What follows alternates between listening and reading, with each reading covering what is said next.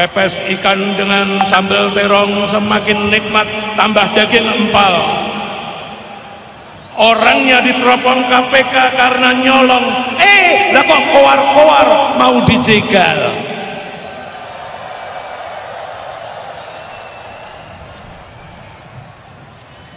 Jagoan Pak Jokowi rambutnya putih, gigih bekerja sampai jungkir balik.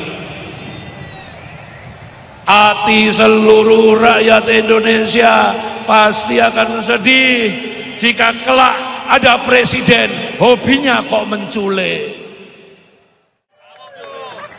Mau saya tabok rasanya ketika kau enteng berdusta soal dana gempa hingga SMK.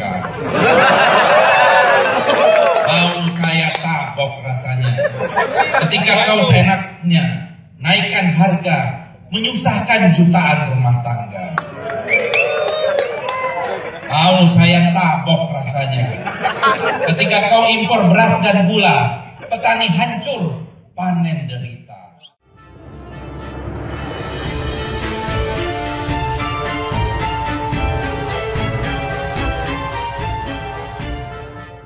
Assalamualaikum warahmatullahi wabarakatuh. Salam sejahtera untuk kita semua, salam budaya. Sahabat-sahabat tercinta sebangsa dan setanah air yang sangat saya hormati, salah satu daya tarik di acara puncak perayaan Bulan Bung Karno di Stadion Gelora Bung Karno atau GBK Senayan, Jakarta pada hari Sabtu 24 Juni 2023 yang lalu adalah ketika seniman dan budayawan asal Yogyakarta, Butet Kertarajasa, didaulat untuk baca puisi.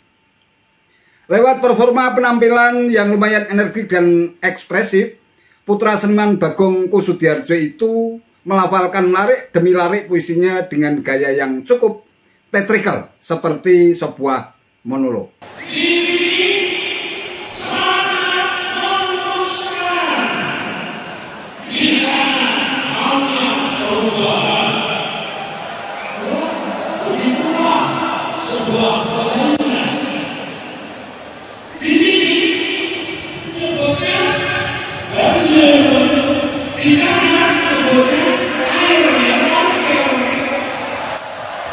Ya, begitulah kalau otaknya pandir.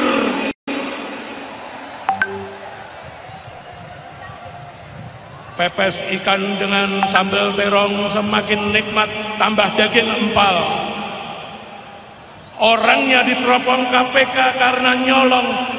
Lah kok kowar-kowar mau dijegal.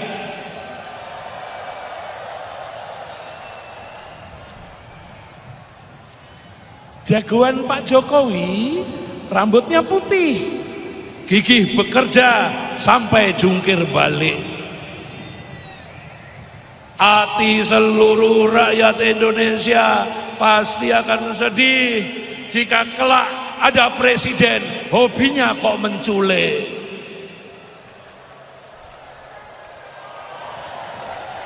Ini yang terakhir. Cucu komodo mengkeret jadi kadal. Tak lesat digulai biarpun pakai santan. Kalau pemimpin modalnya cuma transaksional, dijamin bukan tauladan kelas negarawan.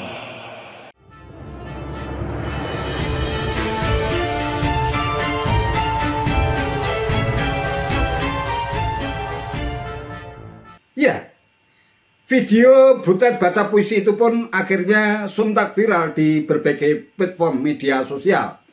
Hampir semua pendukung bakal capres Anies Baswedan dan Prabowo Subianto pun meradang. Butet digencet dan dihujat habis-habisan. Ada yang membandingkannya dengan penyair W.S. Rendra yang berkarya untuk mengkritisi pemerintah, tetapi Butet berkarya untuk menjilat. Ada memang sebagian orang lapar bisa kenyang dengan menjilat. Ada juga yang bilang berkat Butet maka pesan moral Bulan Bung Karno yang diadakan PDI Perjuangan menjadi pesan kebencian dan permusuhan. Belum lagi lihat video Cakrabuana yang menggunakan topi Pak Tani itu jadi kebayang tentara Vietcong yang sedang berbaris mau perang. Kok aku keinget angkatan kelima ya? angkatan kelima ini kalau tidak salah berkaitan dengan barisan Partai Komunis Indonesia. Bahkan mantan Menko Kemaritiman yang sekarang masuk barisan sakit hati karena pernah dipecat Presiden Jokowi menyebut Butet bukan budayawan melainkan cuma seniman pecicilan dan partisan yang memperluas konflik horizontal. Ada juga yang nyinyir bilang petani dan rakyat kecil hanya alat untuk berkuasa para pimpinan elit. Lihat hasil akhir kekuasaannya. Pupuk langka, lapangan kerja makin sulit, tenaga kerja asing dibiarkan bebas pekerja tanpa keterampilan khusus, harga-harga meroket, jalan umum terbengkelai, belgedes. Bahkan ada juga yang mengaitkannya dengan PKI dengan menyatakan semua yang lihat juga sudah paham itu gaya orang komunis. Aduh, kenapa pada nyinyir seperti itu sampai-sampai mengaitkannya dengan masalah PKI? Coba bandingkan dengan puisi Fadlizon bertajuk Mau Saya Tabok Rasanya yang dibikin politisi Partai Gerindra itu sekitar tahun 2018 berikut ini. Mau saya tabok rasanya.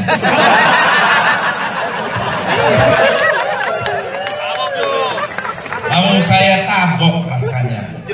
Ketika kau enteng berdusta soal dana gempa hingga SMK. Mau saya tabok rasanya. Ketika kau seenaknya naikkan harga, menyusahkan jutaan rumah tangga. Mau saya tabok rasanya. Ketika kau impor beras dan gula, petani hancur, panen derita. Kini kau gadai lagi negara, ekonomi makin liar, liberal buta, asing caplok semua bidang usaha. Mau saya tabok rasanya. Agar kau lihat realita, bukan fata morgana.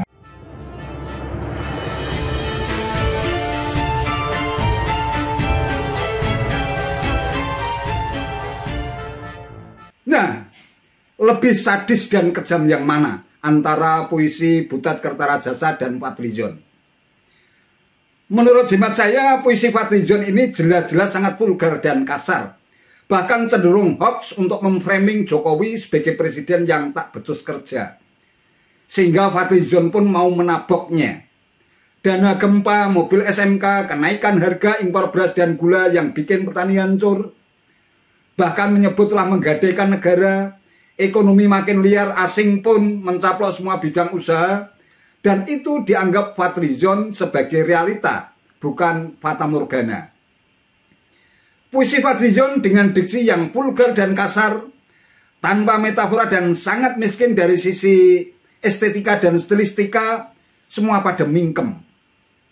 Padahal jelas-jelas puisi kasar bikinan Fadlizon bukan lagi sekedar kritik, melainkan puisi yang syarat dengan tuduhan tanpa bukti, tetapi disebut-sebut sebagai sebuah kenyataan atau realitas, bukan lagi sebuah fata morgana.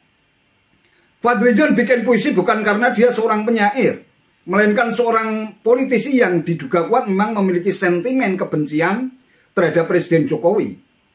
Namun sangat berbeda perlakuan mereka dengan puisi Butet yang lebih subtil, dengan pilihan kata atau diksi yang syarat dengan metafora, tetapi justru pada nyinyir, malah menyerang pribadi Butet yang asli seorang seniman dan budayawan dengan kata-kata brutal dan sadis yang dianggap telah menjual predikatnya sebagai seniman dan budayawan hanya demi cuan alias duit.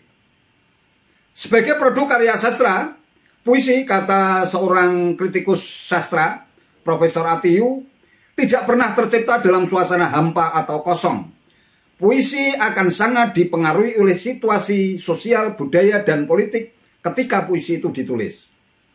Sah-sah saja kok Butet membuat puisi yang syarat dengan kritik sebagai cermin dan pantulan kepekaan intuisinya terhadap situasi politik menjelang Pilpres 2024 ketika ada bakal capres yang diduga kuat terlibat dalam kasus yang disebutkan Butet dalam larik-larik puisinya itu. Seharusnya puisi Butet dijadikan sebagai bahan refleksi dan renungan diri agar kita lebih berhati-hati dalam memilih calon pemimpin bangsa. Saya kira itu pesan kuat yang ingin disampaikan Butet dalam larik-larik puisinya itu. Wallahu a'lam bishawab. Itu saja yang bisa saya sampaikan. Terima kasih atas perhatiannya. Wallahul muwaffiq ila aqwamit thoriq. Wassalamualaikum warahmatullahi wabarakatuh.